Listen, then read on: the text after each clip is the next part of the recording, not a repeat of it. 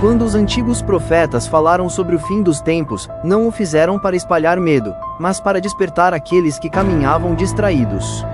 Eles anunciaram que um período de grande inquietação viria sobre a terra, quando sinais nos céus e mudanças entre as nações revelariam que a história humana estava prestes a cruzar um limite decisivos.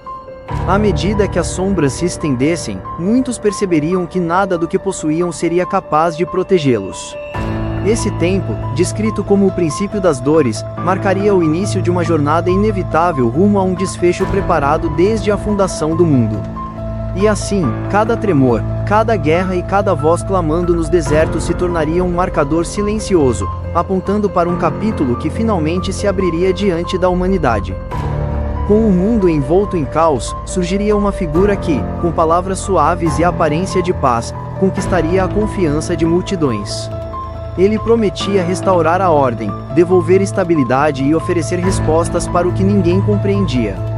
Muitos, sedentos de esperança, o seguiriam sem questionar, sem perceber que por trás de cada gesto havia uma sombra que se movia com intenções ocultas. Era o engano profetizado, aquele que se levantaria com autoridade enganosa, buscando dominar o coração dos povos. Enquanto sua influência crescia, antigas verdades seriam contestadas, e o que era sagrado seria tratado como irrelevante.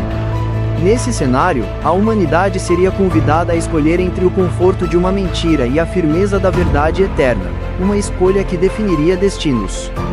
No momento em que a escuridão parecesse cobrir cada canto da terra, um clamor se levantaria entre aqueles que guardavam a fé. Não seria o grito de medo, mas o de um despertar.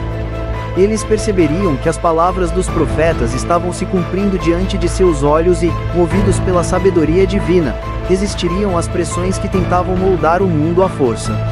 A fé se tornaria seu escudo, e a esperança, sua chama.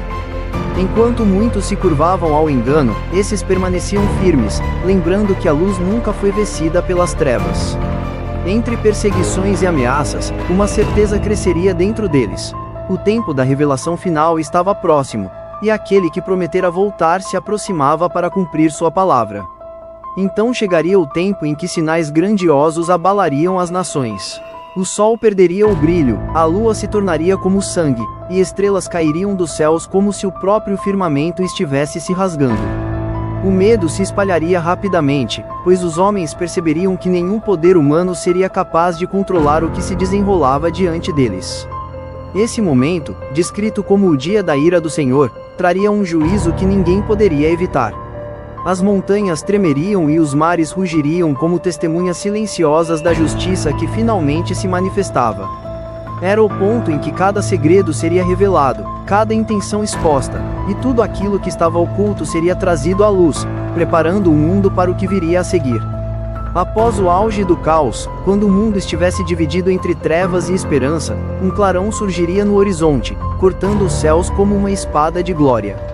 Era o retorno daquele que prometeu voltar. Sua presença seria irresistível, fazendo nações inteiras tremerem e povos caírem de joelhos. Ele viria com poder, acompanhado de seus exércitos celestiais, para pôr fim ao domínio do engano e estabelecer justiça sobre toda a terra. Para uns, seria o momento mais temido. Para outros, a confirmação de uma esperança que sustentou gerações. Assim, o fim dos tempos não seria uma derrota, mas o início de um reino onde lágrimas seriam enxugadas e a própria morte perderia seu poder. E diante desse rei, toda língua confessaria a verdade eterna.